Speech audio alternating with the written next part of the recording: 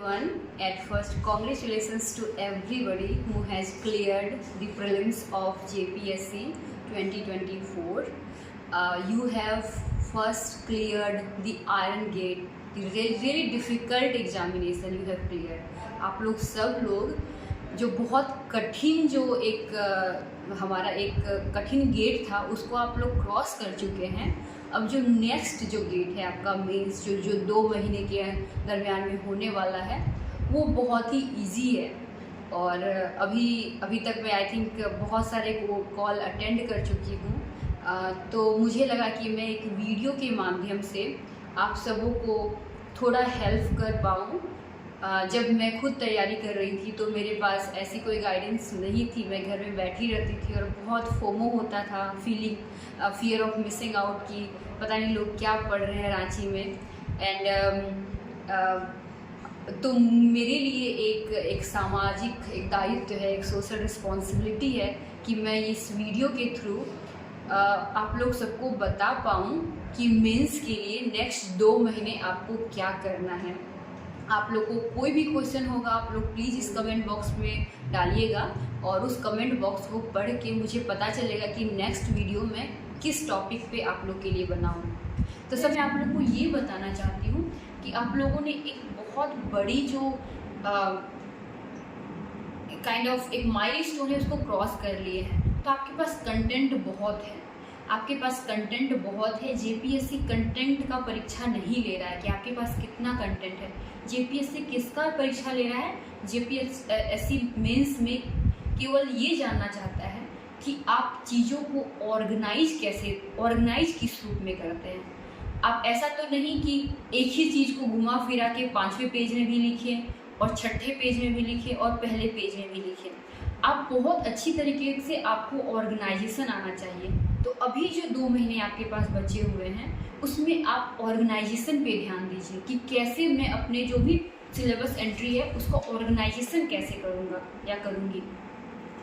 सो हमारे पास 4 सब्जेक्ट्स हैं। नंबर 1 है हिस्ट्री एंड ज्योग्राफी, नंबर 2 है हमारा public administration and polity, Indian constitution and polity, 3rd economics and 4th science and technology along with environment and Jharkhand के कुछ sections. तो ये चारों आपको अच्छी तरीके से याद होना चाहिए। आपको पूरी की पूरी सिलेबस एंट्री याद होनी चाहिए। आप इसको इतनी बार पढ़ लीजिए। अभी अगर बेशक अभी कुछ याद नहीं हो रहा है तो कोई बात नहीं, अभी आप केवल उसको सिलेबस को अच्छे से पढ़िए और केवल टिक लगाते जाइए। अगर आपका इंडस वैली सिविलाइजेशन कंप्लीट हो गया है तो आप टिक लगा दीजिए उसमें, हाँ कंप्लीट हो गया है। जैसे आप देख सकते हैं मैं ऐसे टिक लगाते गई थी, जैसे जैसे मैं कंप्लीट करते गई थी मैं टिक लगाते गई थी और मेरे पास कंटेंट रेडी था ऑर्गेनाइज्ड वे में। अगर कोई बोल देता अचानक से, फॉर एग्जाम्पल जैसे कि मैं यहाँ पे आप देख पा रहे होंगे, यहाँ पे मैं लैंड रेवेन्यू सिस्टम लिखी हूँ, यहाँ लैंड रेवेन्यू सिस्टम। तो लैंड रेवेन्यू सिस्टम में मैं इंट्रोडक्शन लिख ली हूँ। इंट्रोडक्शन क्या है कि under Warren Hastings no scientific system of land revenue collection. एक मतलब छोटा करके कि वॉरेन हेस्टिंग में साइंटिफिक मेथड नहीं था, इसीलिए एडहॉक तरीके से हम लोग लैंड रेवेन्यू कलेक्ट करते थे। इजारा फार्मिंग था, एक वर्ड आप ये कर दिए इजारा वर्ड में क्या होता था कि हाईएस्ट बीडर को हम लोग लैंड को हम लोग उन्हीं लोग को देते थे प्रोडक्शन करने के लिए। उसके बाद फिर आप लिखेंगे ये 3 सिस्टम्स के बारे में लिखेंगे, permanent settlement, ryotwari and mahalwari के बारे में लिखेंगे। एंड देन फिर आप लिखेंगे, आप एक मैप बना दीजिएगा। तो ये मेरा पहले से ही रेडी था कि उसके बाद ये तीनों सिस्टम के बारे में मैं लिख लूँगी। ये तीनों सिस्टम को मैं एक पेज, इसमें ये इतना छोटा सा दिख रहा है लेकिन इसको मैं एक पेज में लिखूँगी। कब आया? 1793 में आया परमानेंट सेटलमेंट सिस्टम। उसी के समकक्ष में एक कॉलम बना के 1820 में आया रैयतवारी सिस्टम। फिर महालवारी सिस्टम 1822 में आया। कितना परसेंट इंडिया उसके अंदर था? तो 19% इंडिया था। 51% इंडिया रैयतवारी के सिस्टम के अंदर था और महालवारी के सिस्टम के अंदर 30% इंडिया था।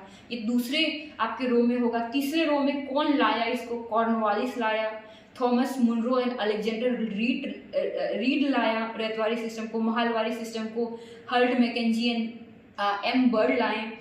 उसके बाद फिर ये सनसेट क्लॉज था, जिसमें कि आपको 5 बजे के पहले आपको जमा कर देना है जितना आपका लैंड रेवेन्यू, आपका जितना ड्यू है उसको।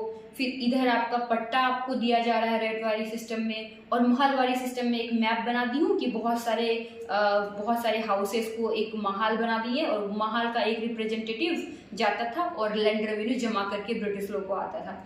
तो ये टेम्परेरी परमानेंट सेटलमेंट सिस्टम भी इसको कहा जाता है, क्योंकि ये लगभग ऐसा देखा जाए तो परमानेंट सेटलमेंट की तरह ही है। और इसमें लगभग इसका कितना था, इसका लगभग 2 करोड़ रुपया लगभग इसमें आता था, और 10 हिस्सा खुद ब्रिटिश रखते थे, 1 हिस्सा जो जमींदार है वो खुद अपने पास रखते थे।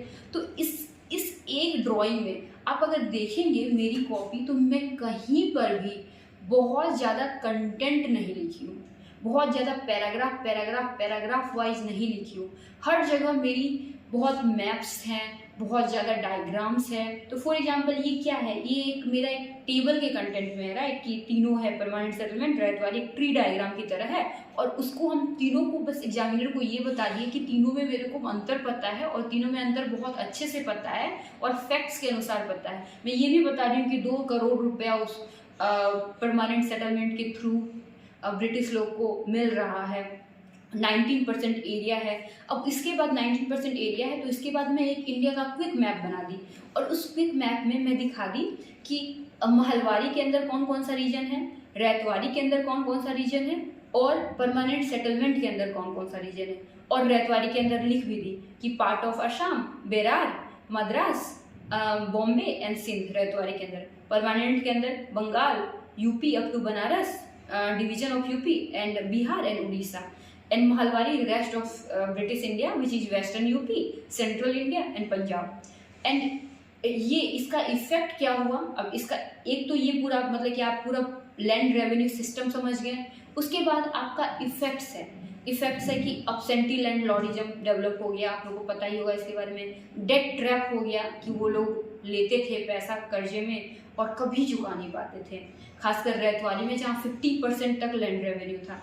फिर रेवेन्यू इन कैश, रेवेन्यू मिलता था उन लोगों को कैश में, इसके कारण कॉमर्शियलाइजेशन ऑफ एग्रीकल्चर हुआ। कैश क्रॉप्स को हम लोग प्रमोट किए, जैसे कि शुगर केन, जूट, कॉटन, और ये सब किस लिए था, ताकि हम लोग इंडस्ट्रियल रिवॉल्यूशन जो ब्रिटेन में है उसको फीड कर सके। इसके कारण एक्सप्लॉयटेशन हुआ, किसके द्वारा, मर्चेंट्स के द्वारा। उन लोगों को एक्सपोज किए हम लोग, हमारे किसानों को एक इरेटिक मार्केट का बिहेवियर होता है उसके उस तरफ हम लोग मतलब कि एक तरीके से वो लोग बहुत अनसर्टेन हो गए कि कहाँ बेचना है, कैसे बेचना है, कभी दाम 5 रुपये, कभी 50 रुपये है। तो इरेटिक मार्केट बिहेवियर है उसके, वो उन लोग को फेस करना पड़ा हमारे फार्मर्स को। ये 3 हो गया। चौथा, सोशल इम्पैक्ट क्या हुआ उनका। सोशल इम्पैक्ट, एक new class of money lenders हुए जो लोग पैसा उधारी में देते थे, और फीजेंट लोग हमारे बहुत इम्पोवरिश्ड हो गए। इविक्शन ऑफ लैंड से उनको निकाल दिया जाने लगा। No investment in agriculture, rural economy.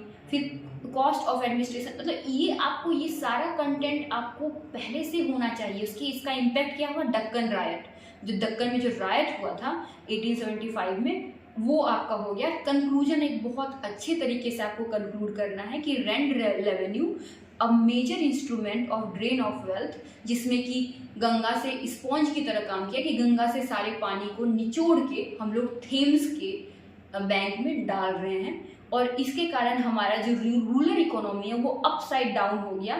जब जो हमारी इंडिया जो ब्रिटिश के कन्क्वेस्ट के पहले 25% मतलब फॉरेन ट्रेड में जिसका कंट्रीब्यूशन था वो गिर के 3 या 4% हो गई। तो ये सब डेटा, फैक्ट्स, कुछ इंटरेस्टिंग फैक्ट्स डालोगे, कुछ इंटरेस्टिंग वर्ड्स डालोगे, तो आपके लिए बहुत इजी होगा नंबर फेच करना। तो ये हो गया, आपको एक एग्जाम्पल से मैं बताई।